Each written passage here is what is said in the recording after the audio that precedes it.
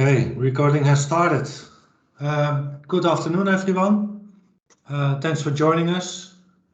Some people are popping in, but we can actually start with the least interesting part of this our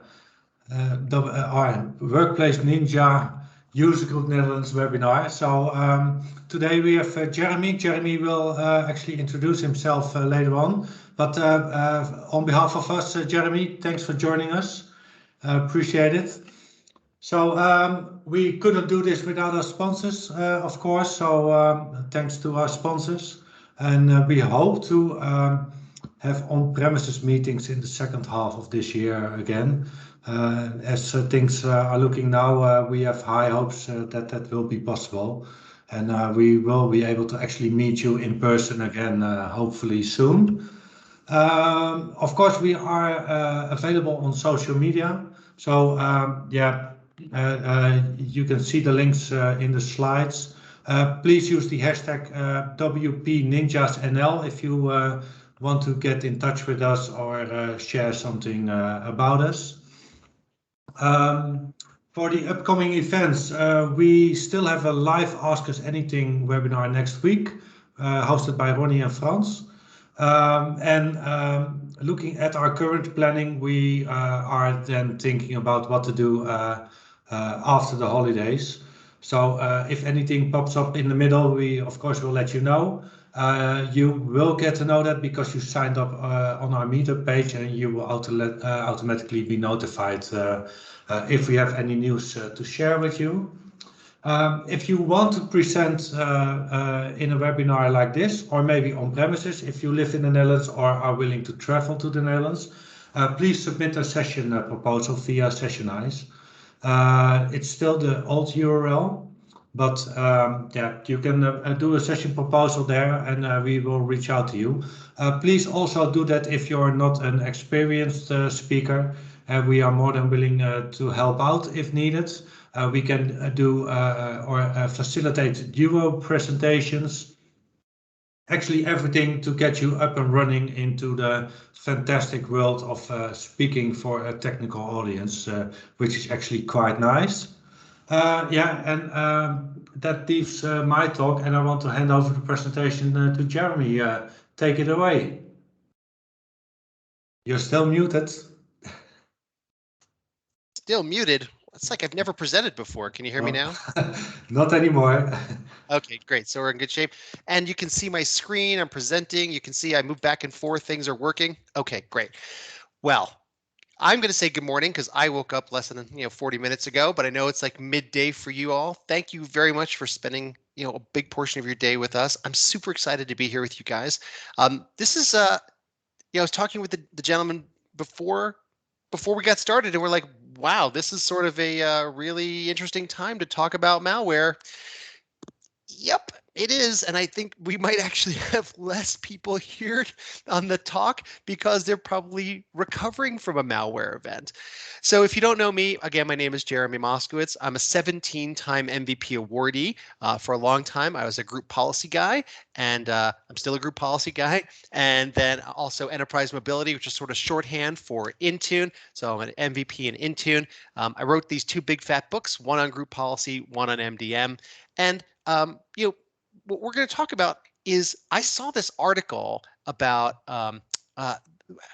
this company, which I'm going to show you here in the slides, where when I read this article about what happened to these guys, I was like, that's a talk. Like as soon as I read the article, I didn't know what I was going to do the talk for, but as soon as I read the article, I was like, bing, bing, bing, bing, bing. I picked it all the way apart because what happened was that this organization got ransomware. And on the way out the door, the bad guys said, well, if you'd only done these 5 or 6 things, maybe we wouldn't have been able to get you. And I was like, oh my God, this is incredible information. Now, as I was talking with the gents beforehand, there really are going to be 3 kinds of attacks that get you. I'm making an analogy here. Look, if somebody wants to walk up to your house and check the front door and it doesn't work, they're going to walk away, right? The second kind of thing is maybe they kick the door. And if they kick the door and it doesn't work, well, maybe they're going to walk away.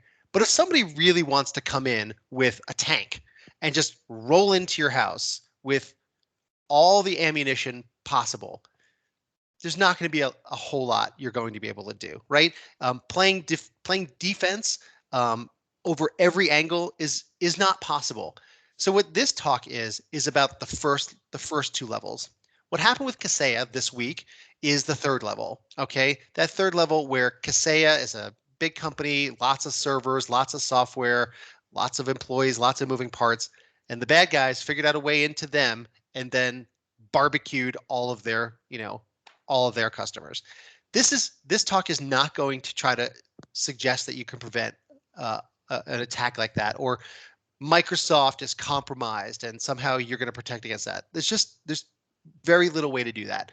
This talk is going to be about protecting against level 1 and level 2. Somebody trying the locks on your doors, somebody trying to kick down your door. Those are fair game, and that's what I feel like I can help you protect against here with this advice. That third level stuff, I think that's probably not something we're going to be able to work on today. I did want to mention that I'm going to be live in the Netherlands with my partners, the PDS guys. Not only do they resell our PolicyPak software, which I got permission to show you today, so I'm going to give you a quick tour, not of the whole thing, it's pretty large, but of the one key takeaway around ransomware and also user access control. But I'm also going to be speaking. I'm going to be doing my group policy and MDM masterclass. You're thinking, whoa, group policy still? Yeah, that's how the world gets around. Okay, so the point is that there's still nearly everybody on the planet is still using group policy and transitioning to MDM. And if you're interested to be the best group policy person you can be with a side of MDM to understand the ins and outs and how to transition and all that, you're going to love my 2-day intensive training workshop class when I come to the Netherlands, and see you guys there in November 10 and 11 with my friends at PDS. Okay, so let's get on with the real talk here. And here we go. So imagine this is you woke up to this, which is kind of similar to what we're talking about. Every computer is got this on their screen, or every file you double click it and it shows you this. It says, hello, CWT company. That's the company that got the ransomware, and I'll explain what they are and what they did and are they still in business, and don't worry, I'll go into that. If you're reading this, it means your data was encrypted and your private information was stolen. Okay, read carefully the whole instruction notes. Okay, so basically this says we've downloaded 2 terabytes of your private sensitive data, including your billing info, insurance spelled wrong, cases, financial reports, business audit, financial banking accounts, corporate correspondence, blah, blah, blah. And then look, in alphabetical order, they say information about your clients such as AXA, Abbott, AIG, Amazon, Boston Scientific, Facebook, boom, boom, boom. So actually at the very end, they threw one that wasn't alphabetic. I don't know why. Anyway, the point is that they're showing that they actually know something. And then they've got screenshots that demonstrate that they know a lot of details about them. So you can just, I never clicked on these links. I wouldn't suggest you do it either. But the idea is that these are screenshots of the data that prove that they have something. Okay, the whole data we gather from your private files and directories could be published in mass media. Breaking news, basically losing trust in this company. Okay, so if this company, if you believe in this company and what they did, and again, I'm going to explain what they did in just a couple of minutes, that could be a problem for you if your information that you had with this company is now going to be shared. That's the level 2 of ransomware. So level 1 is that it's encrypted. Level 2 is that they're going to share all this important customer data with you. So you sort of a 1-2 combination problem here. Okay, so if you want to check out this article, I found this in Reuters, which is a kind of a newspaper magazine kind of thing. And you don't need to read it really, because I'm going to unwind everything that's in this article here and explain how we can, from a technical level, protect against this. These seem to be legitimate, exact screenshots from the chat session. So the idea is that CWT is a corporate firm that helps people deal with travel reservations. Okay, so if you've got a company with 500 employees and they're flying over the world, well, instead of them all figuring out their own travel arrangements, you call CWT and they'll make all the travel arrangements for you. Now, I don't know how we have these screenshots. Like, I don't know how these leaked. I don't know. I wouldn't suggest you leak them if you get ransomware. But we're going to take advantage of the fact that we have these screenshots. And what's happening now is that the bad guys are chatting with the good guys. I'm just going to use that term generally here, just so we know who we're talking about. And they're describing in very calm terms what everybody's position is. What do people want, and what do people have, and what are people going to get, and what do they need? It's like a very specific. It's an easygoing conversation, which is weird because the stakes are very high. Okay. And I can explain why I think that there's a calm conversation happening here. I can explain why I think that's happening here, because like I said, I've sort of like unwound this a little bit. Hello, what do we need to get our data deleted from your servers and unlock our files? That's the good guy. The bad guy says, hello, you have 30,000 infected and locked devices from different countries. Our price consists of 2 services, decryption and then deleting all the data. Okay. The good guys say, all right, the plan is to pay to pay you within 24 hours if we can afford it. I understand you probably saw our numbers online. In fact, if you go back to that screenshot here, the one that's highlighted here, what they're trying to demonstrate is that they made a lot of money and they know what their bank accounts are, and therefore they think they can pay. Ooh, gosh. All right. So we see that you've seen a large revenue number online, but remember that we've made less than our normal revenue since the pandemic, and no one's been traveling, and then, business is bad. The bad guys say, we appreciate you're ready to close the deal promptly. We are businessmen just like you. So if you're ready to pay 24 hours, we can give you 20% discount. And whoa, so already they're like, it's like a very businesslike. Okay. I appreciate the discount and kind words, but to be honest, we're hoping that's something we can actually have cash on hand for. I understand this is a business for you, but right now we're trying to keep our business afloat. 8 million puts us in a spot where we need to double our revenue just to keep our doors open. We're willing to get you around 4 million today if we can find some common ground. I don't mean to belittle you and your team's work here. Oh my God, it's like so, like, can you imagine? You come to your house, the robbers have all of your stuff, and you're like, well, I appreciate that you did a good job robbing me and all, but it's just this is what I have to work with for still, because you just robbed me, and I'm just trying to prevent future layoffs on our side.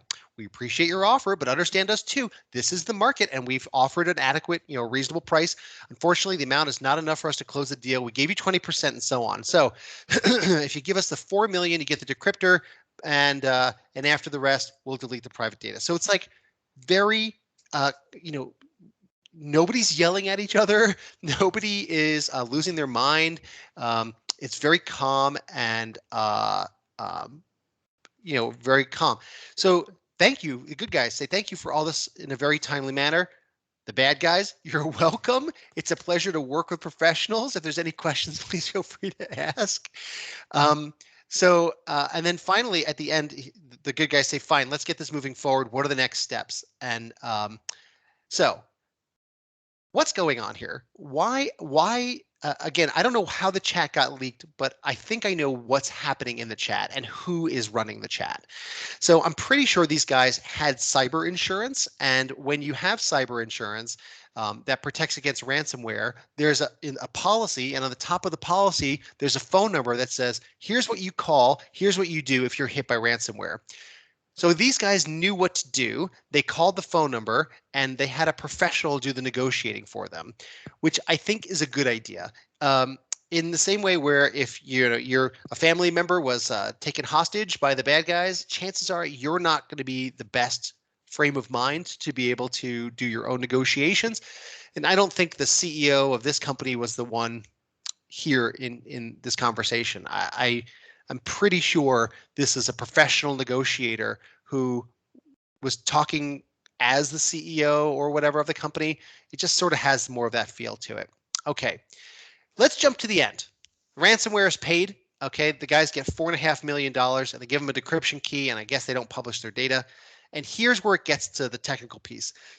This is the bad guys at the very end. Here's a list of recommendations to avoid such things in the future. Turn off local passwords, force end of admin sessions, in group policy, set wdigest to 0. If the use logon credential value set to 0, wdigest will not store credentials in memory. Again, I'm going to cover these in excruciating detail and explain what this all means and how to actually do the work. Update passwords every month. Check the granted privileges for users, make them the maximum reduced privileges and only to exact applications. In most cases, there would be enough it would be enough to have software like AppLocker.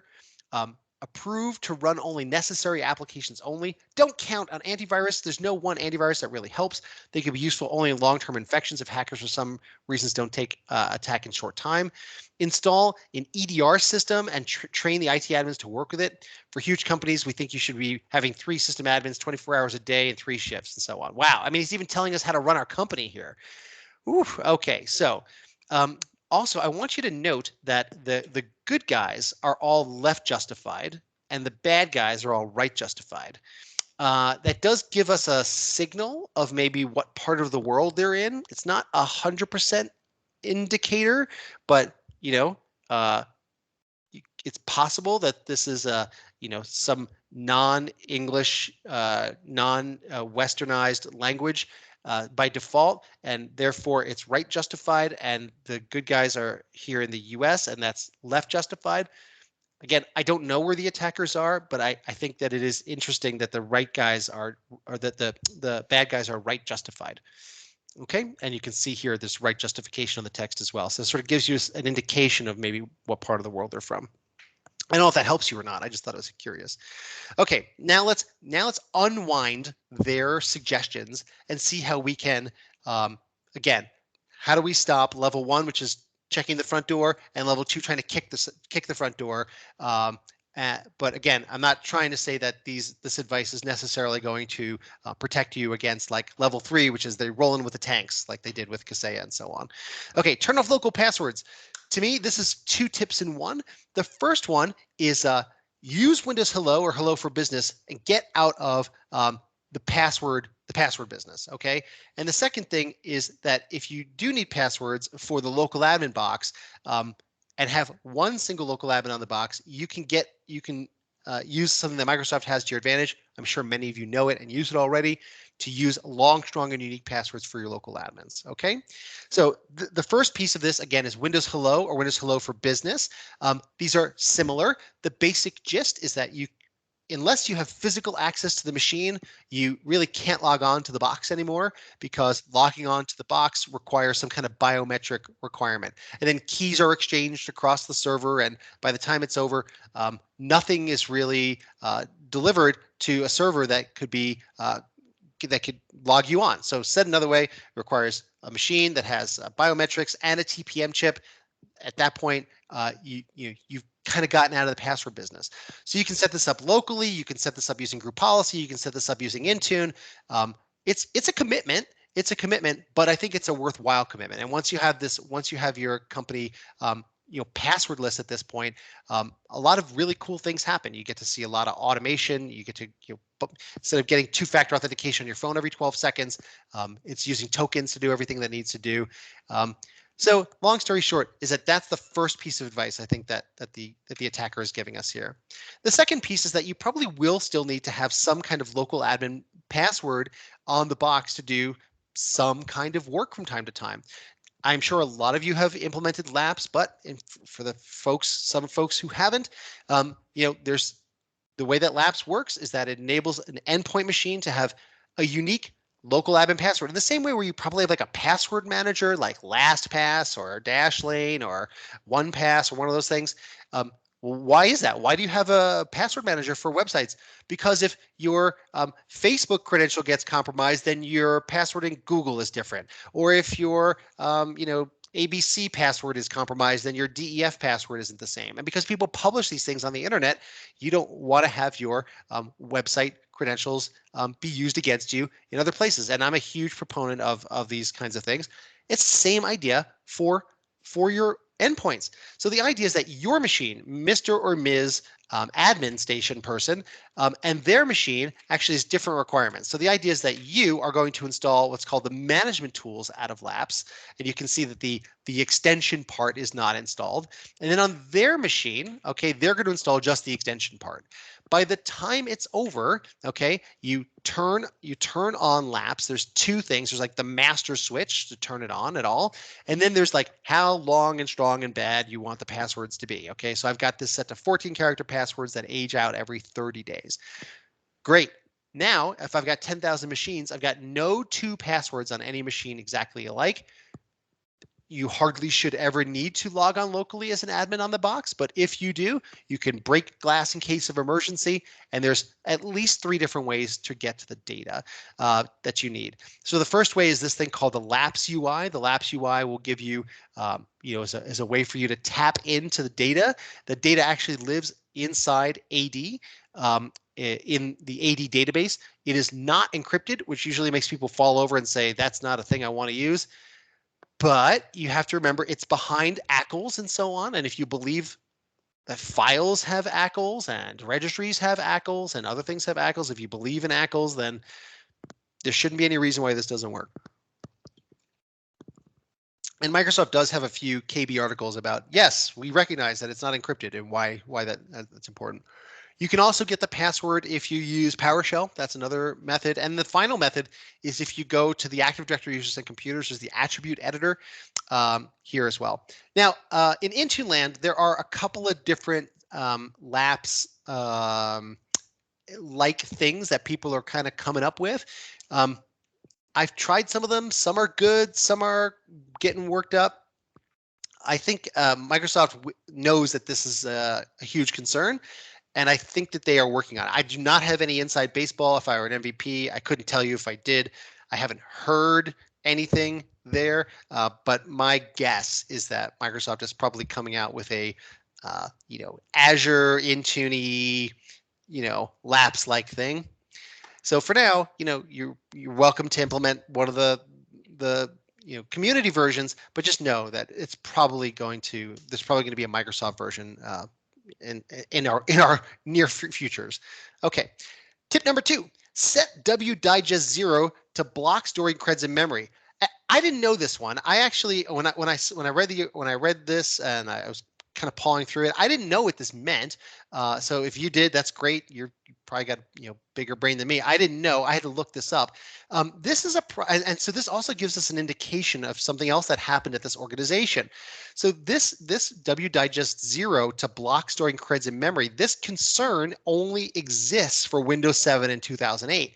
So that means this company that we're analyzing here got barbecued because they had Windows 7. Okay, that's, as you can see, we're kind of unwinding what's happening here. Well, what's happened here? How does this work?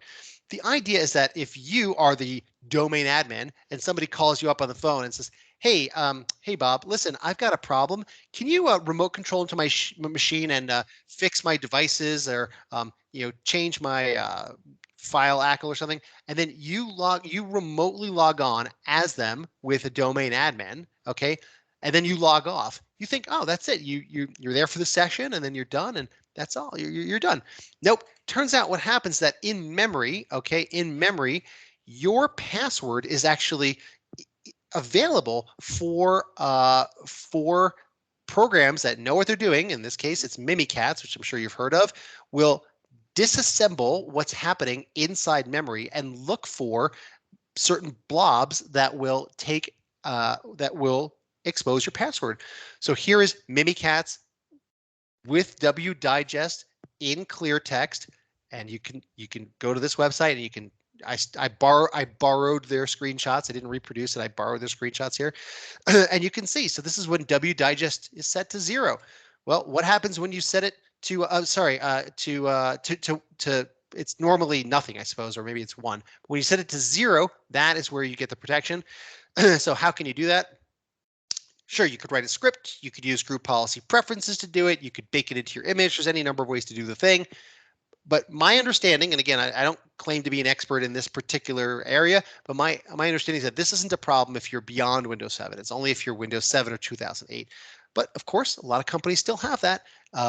And so long story short is after you set the wdigest credential to value to 0 and you rerun the exercise, you don't get the output, even if you do try to do that remote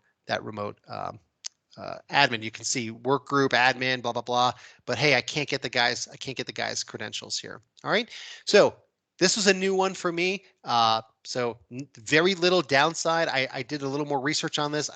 I found that there's no downside to just setting this like at the domain level and just like, boom, being done. There's no downside in terms of admins, sorry, here we go.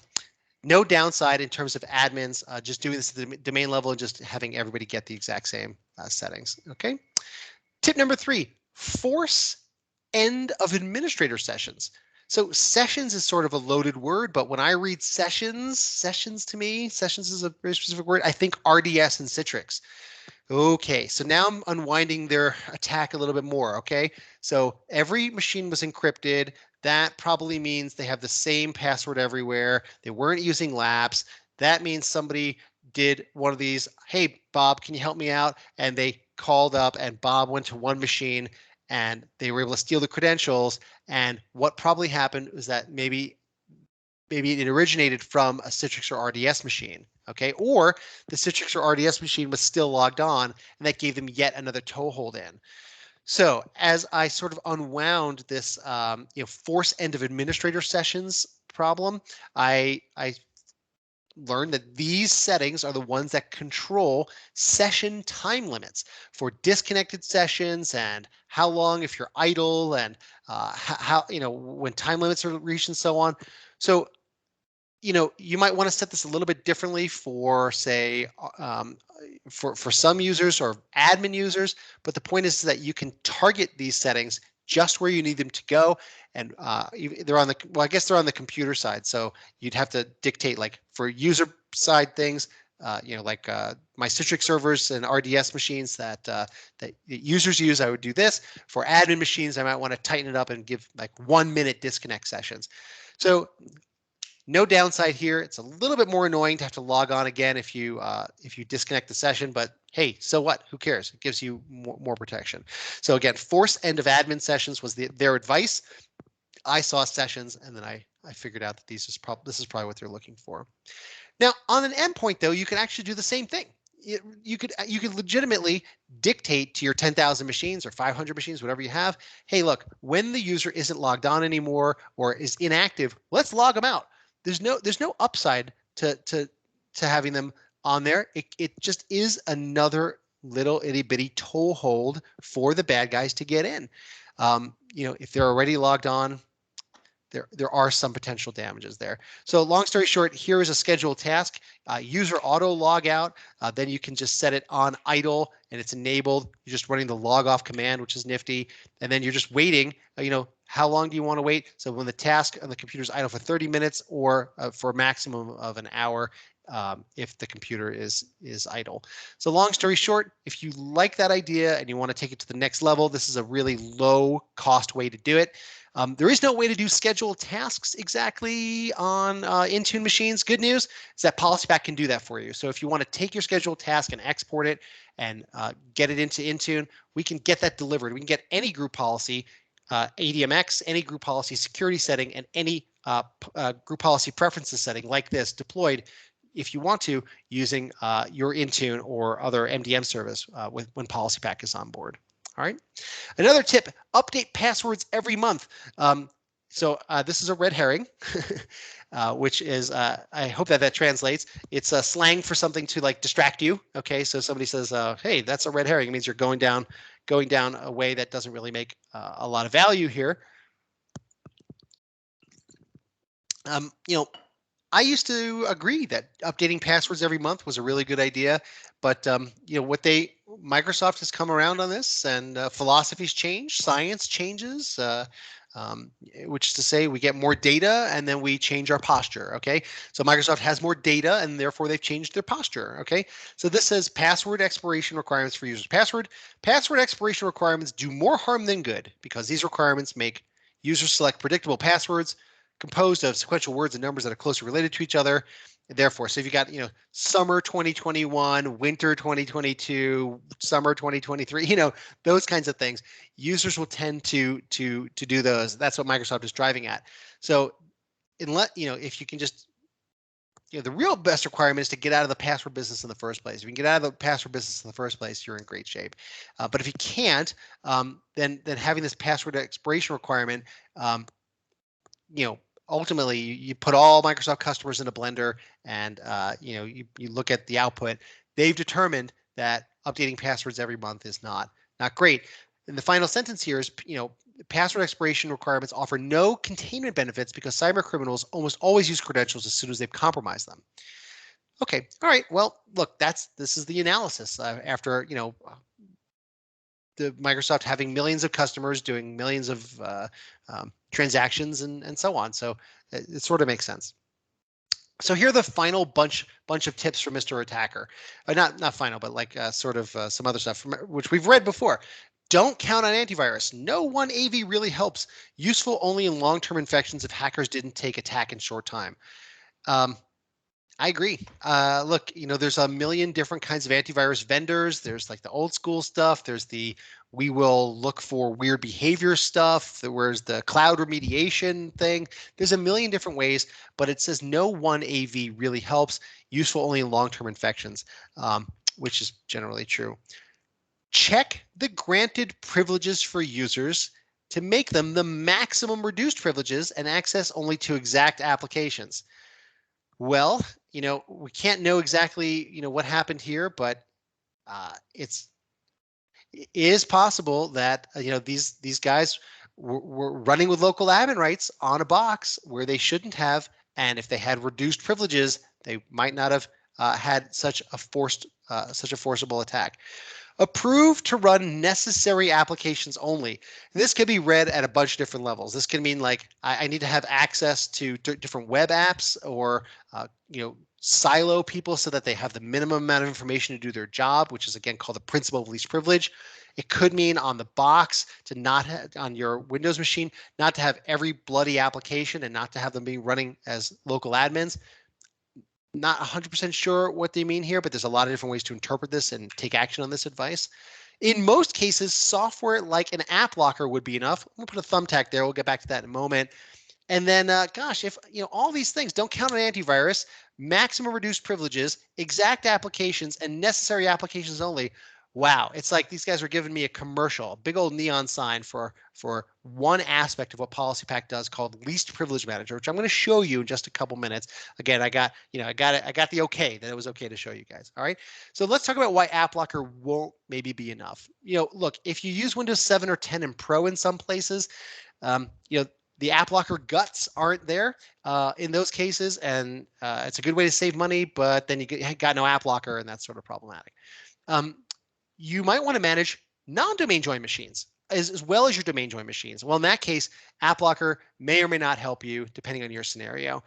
You want to specify user and computer policies. So AppLocker is great because you can dictate on the computer side, but you might actually have things that you want to do wherever Johnny goes, Johnny gets certain aspects. That's not exactly how AppLocker works. AppLocker is like a facet of the computer, and then you have to filter based on the user. It's not quite the same, and that could be problematic, especially from work from home scenarios or the hybrid scenario where somebody leaves their laptop at home and then has a different life here in the office, and you want them to have increased protection. So it may not work out for you. And lastly, AppLocker is definitely not enough if you want to overcome UAC prompts and really get to the principle of least privilege. AppLocker does work as advertised. I like AppLocker. I think it's a really cool piece of tech, but it doesn't do this one key thing that people come to us all the time for, which is overcoming our UAC prompts. So, and honestly, the last piece of the puzzle why AppLocker is sort of a bear to work with is that if you line up, 10 admins and say, hey, have you implemented AppLocker?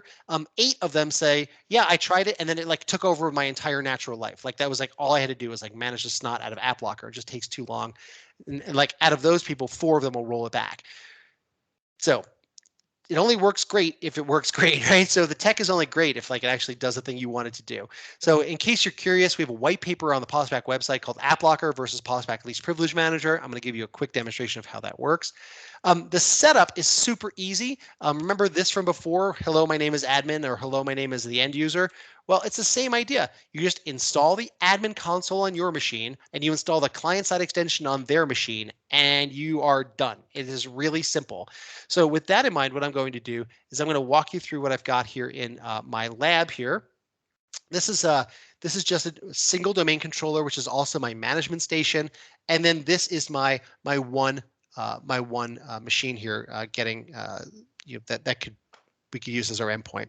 I'm going to talk about 2 different aspects of PolicyPak. The first thing I want to talk about is the part where they talked about only letting users have the exacting privileges they need. Well, what does that mean? The problem is that if they had local admin rights, well, they can't do things today that they could do yesterday. So if you want to remove admin rights, it's a great idea, but now they can't do things. They can't run applications that are key to the business. Like here's my backup software. I can't run that anymore. I can't, I'm working from home and I want to install something that's totally sanctioned and valid, like Skype. That's totally fine. I want to go ahead and install that, but I get this UAC prompt, or I want to install PowerPoint Viewer. I mean, PowerPoint Viewer, what's wrong with that? Install, but I can't. Now, I could rely on my admin sending me software through the net, or have some kind of store kind of front, that kind of thing. But ultimately, we want to empower users to be able to do what they need to do. Or even something like Device Manager. They go to Device Manager and it tells them, hey, you're logged on as a standard user and you can't do anything like upgrade a driver, or you can't upgrade a driver or anything like that unless you're running with local admin rights. Okay, so you don't want to give them local admin rights. I call that running with the scissors all the time. So instead of doing that, what you could do is use PolicyPak Lease Privilege Manager. So I'll call this PPLPM demo 1, 2, 3 here.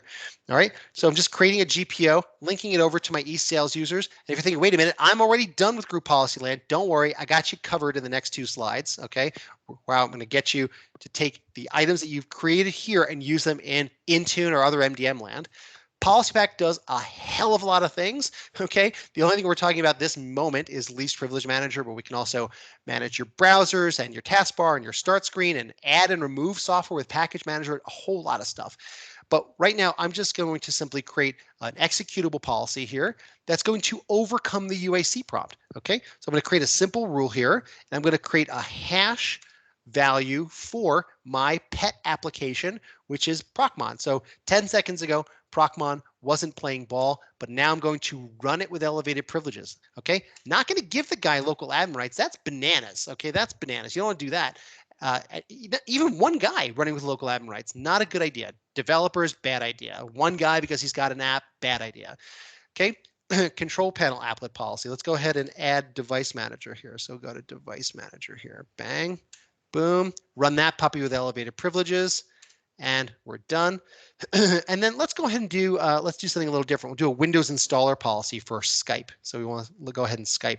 Now Skype's a little, what we want to do is we want to say, hey, let Skype install when 2 things are true. We want to say when it's signed by the Skype guys, and when the inside product info actually is a particular version or later, because maybe we want to let users keep it updated all the time. So here we go, signed by the Skype guys, and where the inner info is this version or later. Great. So now they can download Skype legitimately and keep it updated, running with elevated privileges, not Skype itself, just the installer. Okay. And let's just go ahead and see these 3 things work. So we'll go over here. We'll run GP update here. We'll give this a second to catch up. And now what we're doing is, instead of giving them the most privileges possible or have an unusable machine, now we've got a middle ground between the time where somebody wants to do something as an admin, but really it's not feasible to give them local admin rights. So let's go ahead and run through each of those things again. So Procmon 10 seconds ago wouldn't launch. Now what happens? Boom. Procmon is now running with elevated rights, which is totally fine.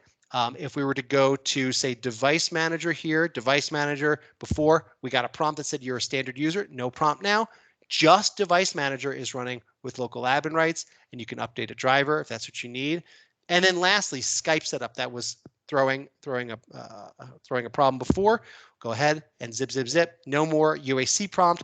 Just this install is being run as an admin. And you could do other things like scripts and scripts that are only in a particular location, like my server is elevated and so on. There's a million ways to use this to your advantage.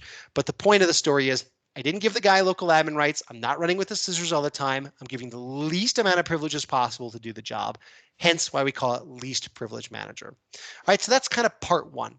Part 2 is this ransomware problem. So, I've got something called Ransomware Simulator. It's obviously kind of a dead giveaway about what it is. But if I double click Ransomware Simulator, what happens? It runs, it goes through all the files and detects, what badness I've got there. But ransomware can look a lot of different ways. It can look like a phishing attempt. It can look like it comes on a USB stick. It looks like it comes on a CD-ROM. It looks like it comes like somebody downloads it, double clicks it, thinks it's a cool app like a card game. There's a lot of different ways ransomware could actually make it onto patient zero, okay? So what does that mean? So for instance, I've got a bunch of scripts that are over here. And again, it doesn't really matter how they made it on the box in the first place. But if I were to like just double click on a batch file, that could have been malware. I could double click on a Java applet, that could be malware. I could right click over PowerShell. There's nothing weird going on here. This is a standard user can do what I'm showing you here. Right click, run with PowerShell. And you just say, yeah, this sounds great. Yes to all, and bang, that could have been malware too. This is a default behavior of a system. Okay, so that, or even something legitimate like Notepad P. Where did this come from? What's its story? I don't know. Is it good? Is it bad? Okay, fine. So the problem again with AppLocker is that it takes a lot of brain power to keep it on and train it and keep it up to date. But with PolicyPak, we have this thing called Secure Run. Secure Run's job is to turn it on and ask your users to help you investigate stuff that you don't know what it is. So for instance, I'm going to say with a customized message like, let's investigate together. Now remember, we're not telling them they're bad, that they clicked on something stupid, that they're under investigation. Okay, let's just talk about it. Call the help desk, help desk, help desk, thanks, whatever. Okay. Now you can also put in a bunch of interesting variables here like the executable path and so on. So if I want to do like process command line and executable path and a couple other things, whatever, you can get all these interesting pieces of data in there as well. All right, I'm going to show you how it works first and explain how it works second. So let me come back to this in a second. I'm just going to turn it on. Okay, one click turn on, and then I'm going to zip back over here and rerun GP update here. Okay. The problem, though, is that what we need to do is to separate all the bad stuff from all the good stuff. Okay, so I want you to imagine that all the stuff over here is junk your users have downloaded off the internet. You don't know what it is. And stuff over here is good stuff that you installed using your correct process. Maybe that's baked into the image. Maybe that's SCCM. Maybe that's Intune. Maybe that's PDQ deploy. I don't know, whatever it is. So I've turned it on, I've run GP update, or I've gotten the settings deployed using Intune, which again, I'm going to show you how to do that next. And then let's do the same exact things again. Let's rerun Ransomware Simulator. What's the story here? We double click and, hey, let's investigate this together. Let's call the help desk. You can see what the command lines are. Let's go ahead and rerun Notepad P. Maybe that's fine. Oh, I don't know. Let's investigate that together. Let's go to our scripts. Let's check that out. Let's go back to the Java malware. Let's see what the story. Oh, okay. Let's check that. Okay, that's good. How about the PowerShell malware? Let's run that guy. What happens here? Okay, but so now it seems to be blocking a lot of great stuff. But what about all the stuff that we want to run, like Chrome or Edge or whatever other applications that we've installed? Notice how those work. Oh my gosh, how did we magically do that? Do we have some kind of cloud remediation server in the sky? No, it's a lot simpler than that. So let's take a look at Chrome, okay, and look at its properties and go to Security Advanced here. If you look, the owner of Chrome is you, the admin. But if you look at Notepad P, okay, we take a look at Security Advanced and we take a look here. Aha, the owner is the big dumb user. Let me take a step back, talk through this one more time. You installed Chrome and you're the good guy and you put it on the box and everything you do should be blessed. The big dumb user, every time they download something off the internet or double click something from an Outlook or put on you from a USB stick or whatever the heck it is, every time they get something, it's owned by them, that's bad. Hold that thought in your head. So now if we go back over here to the secure run policy, what PolicyPak is doing is we're saying, hey, look, if it was installed by you, then it's blessed by you. If it's not installed by you, it's cursed by you. Okay, very simple. What's that? You've got some unusual situation where you've got some local user like runaround installer guy, okay, who you want to enable to go to that box and every once in a while touch up the machine. That's totally fine. he's now blessed too. Okay, so the point is that you are dictating who the blessed people are so that the material stuff that they do is blessed going forward. But if you're not on the list, everything you do is automatically cursed. Okay, so that is the magic here. Because you installed it, it's good to go. Because the user tried to install it or otherwise get it, it's automatically cursed. It's very, very simple, okay, and super duper works. Now, there is one caveat here. Caveat is, what about if you have a legitimate application like this? Let's investigate. It's called a help desk together. Now, we don't publish this to users, but you could tell them, hey, hit F1 for me, and that will give me the details I need to make an informed decision. Go ahead and copy that and put that into an email for me, and we can investigate that together. Okay. So now that you know what this CamPlay thing is, and you research it, oh yeah, it's from that Camtasia company. They're totally great. So we'll go ahead and create a new executable policy here, and we'll create a simple rule. Again, I'll use hash, and I'll go ahead and pick my CamPlay application here, right here, CamPlay. And what I want to do is I don't want to run elevator privileges. That's running with the scissors. I don't need to do that. I need to simply allow and log, let it through the doggy door. Okay, let it through the doggy door. And if I were to run GP update again here, CamPlay that was being smacked down. Okay, that was being smacked down. Because everything that the user has downloaded off the internet is now smacked down. What I can do is I can make an exception. So I can say, look, Notepad P, no bueno. Okay, I don't know anything about Notepad P, so I'm not going to let it run. But CamPlay, the thing I just made an exception for, now I can let that go through the doggy door. Okay, so all right. Thank you for letting me show you all that. I hope that was useful for you, because again, that aligns exactly with a bunch of the principles that we talked about earlier, and I'll make sure to hit a fine point on that again. Now, there's a tool that you can download. Again, I have no association with this company. It's called KnowBe4. What they do is they send phishing simulations to your users and then tell you who is the dumb users or not. No. Everybody's clicked on these things. Okay. And that's the thing. We shouldn't be blaming the users. Of course, I'm being tongue in cheek because they are sophisticated now. Okay.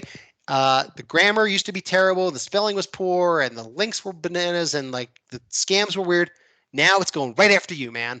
It's like, hey, Jeremy, we work together at this thing and I need you to check on these results. It's like, anybody can fall prey to it. However, they have a little side tool called Ransom, which is a kind of a cutesy poo name. What it does is it checks to see how vulnerable you are right now, okay, to ransomware. Okay, they don't sell a ransomware solution. They just tell you they sell phishing solutions. We sell the ransomware solution. The point is that when you run the tool, it'll tell you how bad you are out of the gate. Now, if you turn on PolicyPak Least Privilege Manager with Secure Run, there are three categories: stuff that you will be okay, stuff that you still need to, stuff that would be blocked, and stuff that would be incorrectly blocked. When we are on the box, we hit 100% of the things that Ransom would discover perfectly. We don't overcorrect and we don't undercorrect. We correct exactly the way you need. I'm really proud of the way that works. So if you want to check out KnowBe4 and Ransom, feel free. Okay, now for the Intune folks here or other MDM things, what are you going to do? The good news is it's super easy. You do some small scale tests the way I just did here. You then export to XML, the thing I just showed you how to do, and now you're in Intune land. The first thing you need to do is get the PolicyPak client-side extension installed. We talked about that. Whoops, we talked about that. That's the moving part that makes it go.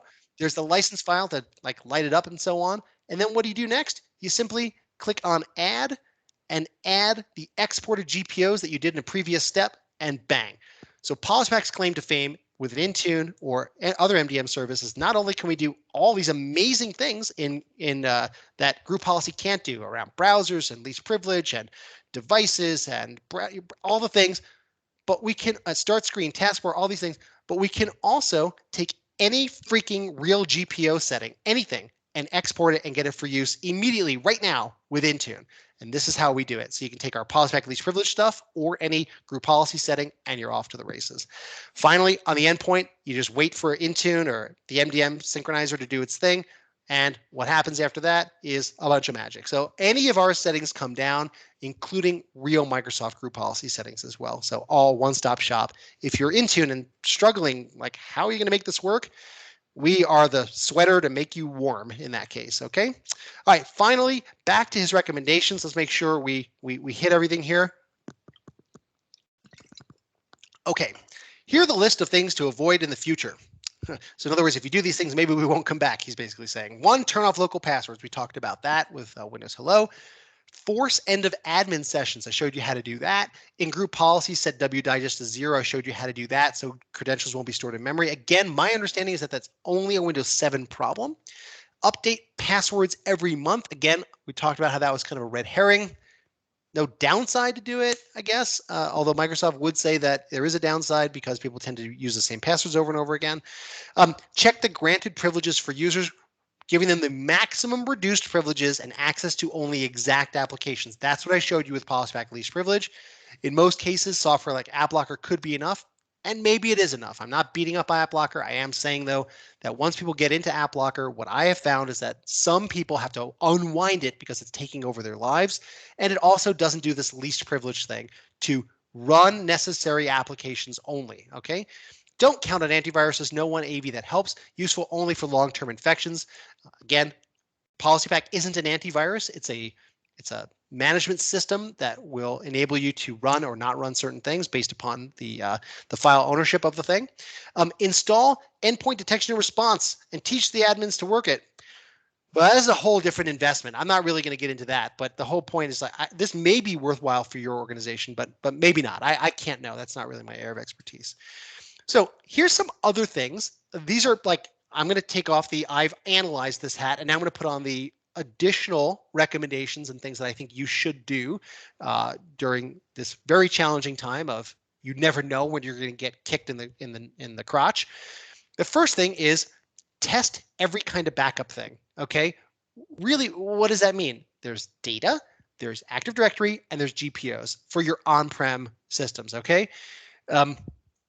How hard is it to back up GPOs? It's a one-line PowerShell thing. It's so freaking easy, okay? So when you come to my training class in the Netherlands, I'll show you how to do it and keep it up to date. It's very, very easy. Backing up AD is a little harder. It's actually usually somebody else's responsibility. Not harder, it's just a different thing. But lastly, the data, okay? You want to make sure that you've got easy access to your company's data. That's probably not you, okay? Maybe it's somebody else, but you should have a coordinated effort of what happens if you get barbecued. GPOs should be protected from attack. Okay, I'm not going to say that GPOs are the. Unfortunately, if the bad guys know what they're doing and they can act as you as an admin, they can use group policy as an attack vector. But you can also make sure that standard users don't magically have write access to any GPOs. And you could use PowerShell. You could do a bunch of things to test all of your GPOs in mass and look to see what are the permissions on them and verify that the right permissions are on the GPOs to help protect them from attack. The older your systems are, the worse they're going to get, okay? Sure, Microsoft will occasionally put out a patch for Windows 7 or 2008 or something like that, but the older they are, the worse they're going to get. Really, I mean, are the best programmers working on Windows 11 or are they working on Windows 7, right? So keep that in mind. You should be able and really, really think about ensuring that every single PC is throwawayable, okay? You should be able to F-disk any PC and not lose a single stick of data, and it should be okay. You should live your life by that. So that means keeping all of your data in some central location and then also backing it up. And if your machine catches fire, oh well. Drop it in a lake, oh well. Leave it in the back of a cab, oh well. Whatever happens to it, it should be okay. Data should not be on the PC, okay? And lastly, get that cyber or ransomware insurance. And honestly, the faster you get it, the better. And the reason why is that some insurance companies are starting to say, you know what, this is becoming such a problem. We want to get out of this business. But if you have the policy now, they can't just dump you very easily. The other piece of this, like I said, is that they have professional negotiators on their side to help you in the crisis. So like I said, there's at the top of your policy, there's a phone number. When you get barbecued, call us and we're going to help you. That's better than going at it alone. So with that in mind, a lot of these, there's a lot more tips, tricks, and techniques that can help get you more secure, better managed, and get all of your machines. The way the world works is still group policy for the most part.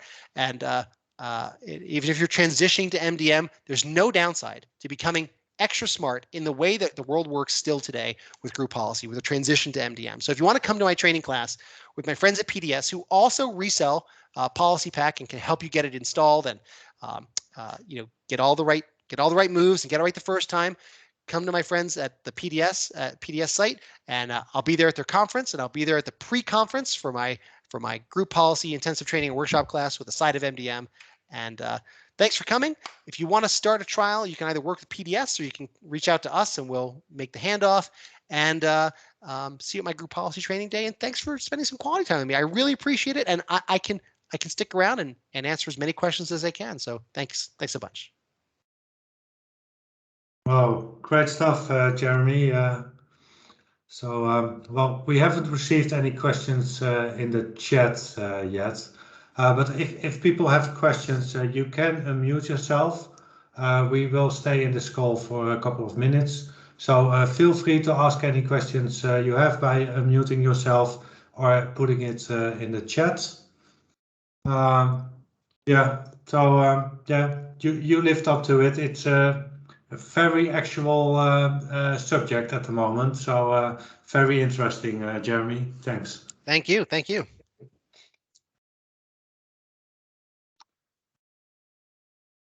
So in the meantime, I see no questions popping up. And that's okay. If somebody has a question, like for me, I'll go walk the dog and I'm like, oh gosh, I should have asked this question. That's totally fine. I love questions. You could just reach out to sales@polishback.com. They'll get back to me and I'll cheerfully answer your question. Or they probably wait until you are here in the Netherlands so they can ask you in person. That'll work. That works. Hey, for everyone still here, thanks for joining us. For next week, we have our last live Ask Us Anything webinar scheduled. We will send out a communication tomorrow. Again, thanks to our sponsors. And thanks for joining us. Thank you.